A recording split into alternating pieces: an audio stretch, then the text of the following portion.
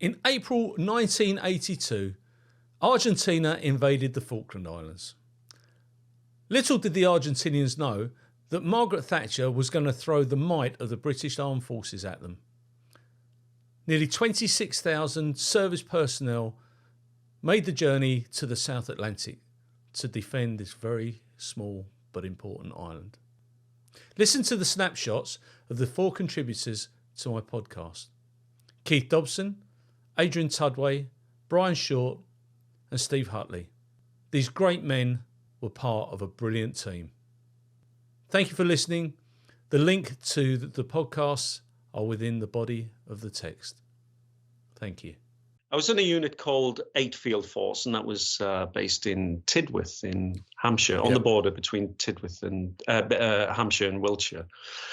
And obviously the writing was on the wall with the Falklands, and of course at a strategic level and at government level, that we're working out what response they could do to the build-up of intelligence in Argentina. So we something very quickly happened to us. We got moved to Aldershot, renamed, rebadged, and we were there to support an infantry brigade was formed called 5 Infantry Brigade. It was reformed. It existed in the past in various different periods in history in India and stuff like that. And it was reformed, and we were moved to Aldershot, and we did a lot of the battle training in Aldershot, and the support, the signals communication support for the paras and the infantry units that were based there. And then along comes this exercise on Brecon Beacons, where we get sent there, and we do this very unusual training, where we get to fire ground-to-air missile weapons, throw grenades. And we think this is all very unusual, because we're Sparkies, we're signals. We sit in Land Rovers and communicate and with headphones on and stuff like that. But we're doing some of the real gritty stuff. And then after that exercise, quite a infamous exercise, because it was planned to train us in extracting expats from an island somewhere, and we just thought that was business as usual. We didn't know what was bubbling in the background, and then we got told, and how they told us. We all got assembled, and they said, "It looks like we're going down to the Falklands." And of course, at that time, and you hear this anecdotally all the time, people just didn't know where the Falklands were, and so we all got given what we call an MFO box. And if you don't know what an MFO box is about the size of a coffin, but it's square. It's quite a high box, and it's what the boxes that families are given when they move. It's a wooden box with handles on the side and a lid, and you screw the lid on. And families in the army, when they move from one country to another, they put all their belongings, their house belongings, into MFO boxes. And I lived in accommodation in Aldershot. I was single, and we all got given an MFO box, and we got told before we leave, we have to fill this MFO box with all of our belongings and write a letter to our mothers, because this box will not be opened unless we die. So we had to put everything from our lockers, all our personal stuff that we weren't taking to the Falklands, and all you took to the Falklands was military stuff, of course, apart from a pair of underpants and a string vest or whatever. Yeah. And in the MFO box, everything went in. And we had to sit that evening and write a letter to our mothers or our closest people, which were generally mother, father, and write a letter to say, "I love you. I'm sorry it's ended this way. Please look after, this is my stuff that's left." So we did that. It was very macabre. And I remember we all sat there, wrote the letter, put in the MFO box, screwed the lid down. And then the next day we went in the world's biggest convoy on the motorway. I can't remember which route we took, down to Southampton towards the QE2. And I remember being on this convoy, and it was amazing.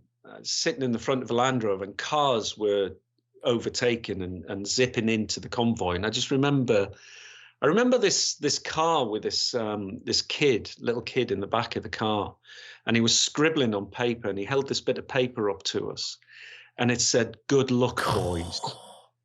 And it's just so emotional when you you think back to that sort of thing, and what was going through not just our minds, but the minds of the population, that in our living memory that we were going to war. Incredible. And it was incredible. There were some sort of real comedy moments when the actual firefight started on the overnight battle on Two Sisters. I distinctly remember at one point thinking, I'm not religious. Oh my goodness, where is he? What are you doing? Beam me up, Scotty. And then another point, I was thinking, look, this is just getting really seriously out of hand here. Someone's going to get very badly hurt in a moment. Isn't it? Where's the sergeant major? Isn't he going to come around and stop all this nonsense? Who was your sergeant major then? Sorry. Do you remember who your sergeant major was? Yes, a wonderful man called Pat Chapman, MBE, and Pat is still alive. And if you're listening, Pat, hello, sir. He's always going to be called sir. What was it? How long were you there before you got repatriated back to the UK? Only a matter of a couple of days. We were amongst the first to get going. So we were up on Sapper Hill for a couple of nights. We were down in the town for 3 or 4 nights, and then they rigged up these like enormous waist-deep paddling pools inside the tank deck of one of the Fleet Auxiliary landing ships. And we went in one end with all our filthy clothing and all the rest of it. Hadn't changed anything apart from a pair of socks for about 8 weeks. We went in at one end and the water was all this sort of grey colour, and we were all in there messing about because it was nice and warm. They diverted the engine's exhaust pipes through the pools to keep them warm, so we're all sort of ducking each other, and spitting water at each other. I'm wondering, what's that crust floating on the top? And so that was our first sort of bath or wash or shower, above and beyond what you could do under limited circumstances to keep yourself healthy, whilst it was all going on. And I distinctly remember then going up to the ship's rail and giving a ceremonial burial to my pants that I'd been wearing. Because I don't think Mrs. Purcell's best could have done justice to the state they were in. And we then were moved out to the Canberra.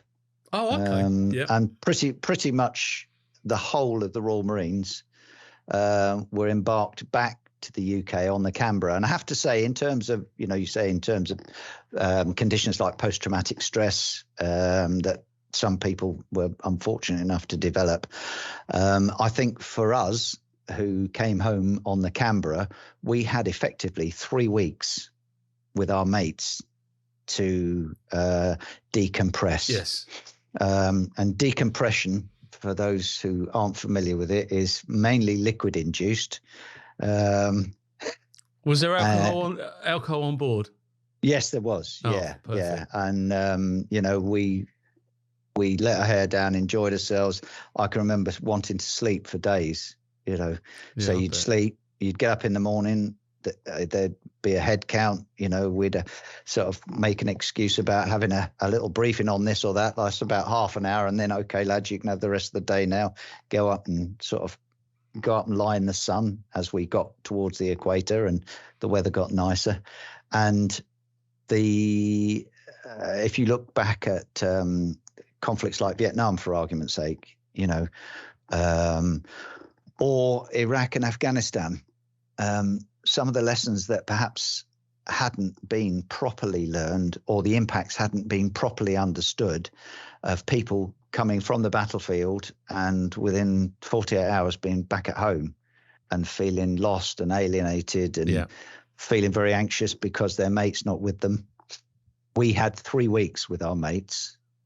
And by the time we got to Southampton, I think an awful lot of that potential psychological stress, that pressure cooker, had been vented. And what was that like landing at Southampton? I mean, okay, let me go back one. What were your family thinking whilst you're in the South Atlantic? Their son, their brother, I don't know what your family was consisted of, but what was the family like? Well, it's amazing. I have a big scrapbook of all the newspaper cuttings that my mum kept for me. She bought every newspaper every morning and cut everything out and stuck it in a book. Incredible. Even though Canberra was a cruise ship, we fitted about 26 different GPMG machine guns to the rails. So every one of them was chattering away at anything that flew across the sky. Blowpipe missiles, handheld missiles. It was absolute bedlam and chaos. A couple of ships got hit. Several of the planes got blown out of the sky. And then whoever did get out the other side, the pilots, had to fly back to Argentina, rearm, and all credit to them. They had to come back and run the gauntlet again. Incredible. So it was one hell of a day, that 21st of May.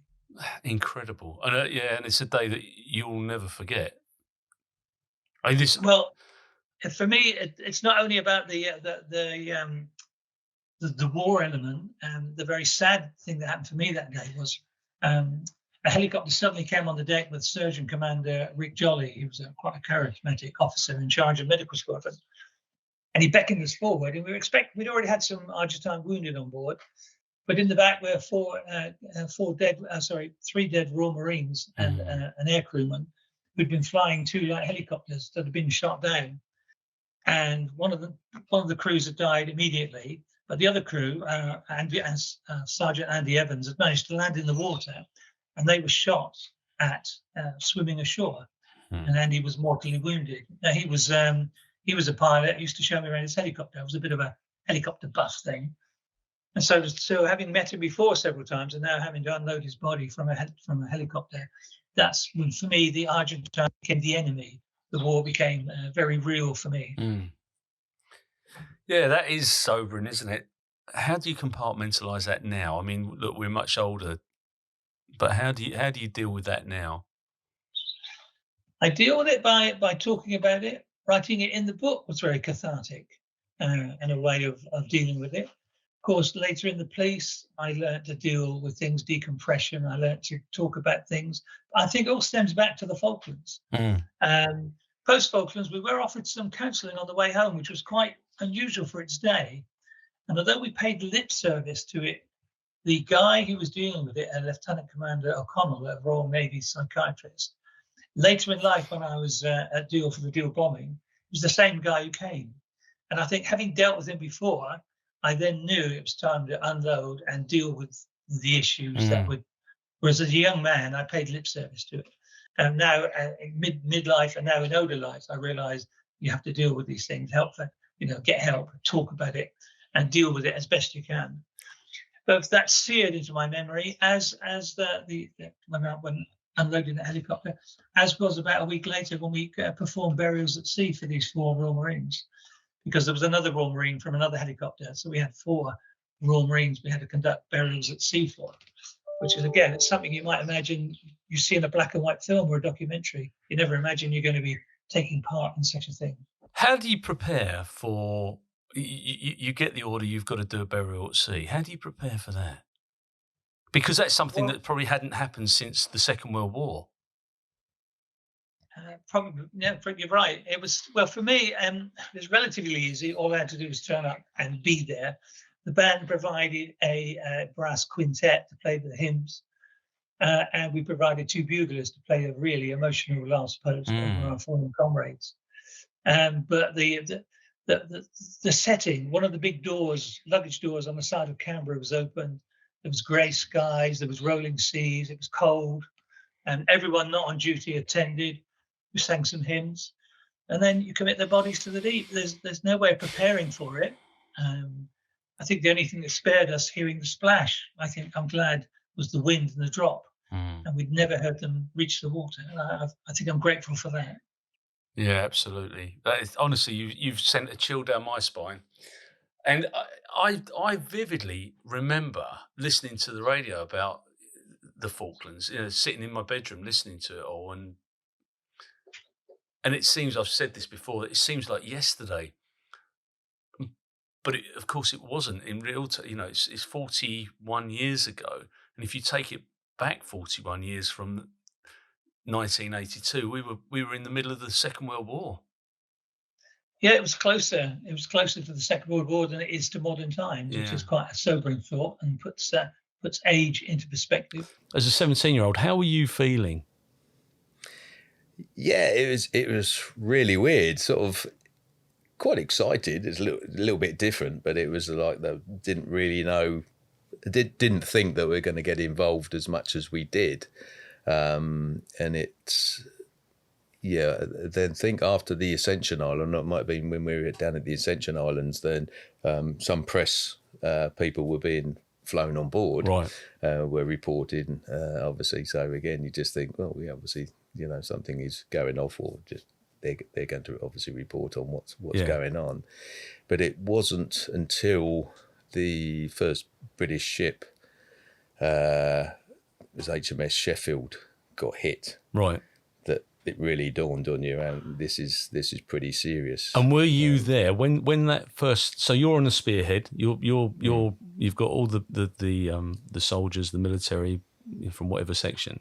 Had you arrived by the time the first battles had started? Had you arrived on the island? We'd gone inside the total exclusion zone, right? Because again, going back to when you were saying, when did you realise it was going on?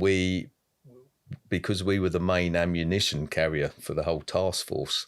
Wow. I remember stepping out on deck once, and it was a beautiful day, and believe it or not, the ocean was virtually still. Yeah. It was that calm, and I looked out, to one side, and there was just a flotilla of ships going that side. Looked out to the other, as another flotilla of ships, but either side were our two main aircraft carriers. And then it dawned on us that they were protecting us, because we had the main, we had all the ammo on board us, so we were sort of like the main ship of the task force. I always thought then, if the Argentinians had sort of realised or aimed for us, it might have been a little bit different, but it had been over for an awful lot of people. But so once the the first ship, HMS Coventry, I think it was, got hit, and it really dawned on us, because we had the survivors. We were the closest ship in the area that had a doctor on board. Wow. So they flew a lot of the, or I don't know whether it was all, I think they sort of moved them about. Obviously, we had a lot of the survivors on board. How did that make you feel, though, Steve? I mean, all of a sudden, this thing that you set sail for a month beforehand has become a complete reality. How did that make, as a 17-year-old, how did that make you feel? I always remember thinking that there was nothing I could do about it. That was the thing. I couldn't get off the ship. No. I was there. You either step up, do your job, and just keep your fingers crossed. Yeah. And that was all it was. It really dawned on me that, there was nothing you could do, so that there's nothing to worry about, and, keep your fingers crossed and hope for the best. And the Royal Fleet Auxiliary do a fantastic role, and they're still active. They're still supporting the military ships. But putting this into context, you're 17. The youngest military personnel is 18, if I remember rightly. They couldn't go to war until they were 18.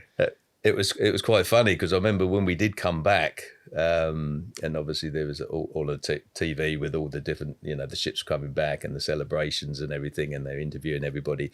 And I remember them interviewing this young Marine who had just turned 18, virtually on the day or the day before.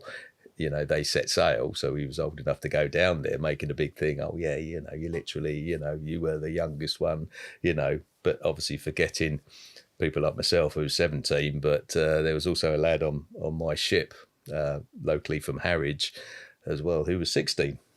And as far as I was aware, he was the youngest youngest one down there, but because we were members of the Merchant Navy, not the Royal Navy, we weren't classed as armed forces, so we could still go down there even though we weren't old enough to fight, sort of thing. But you still got your South Atlantic medal, didn't you? Yeah, we got our medal, and there's also, if you've seen the medals, they've got a little rosette on them as well, and the rosettes were given out for every month that you were inside the total exclusion zone. You'd get a rosette. So I've technically got 2 because we were there for 2 months. Wow. But you have one as decoration on the medal.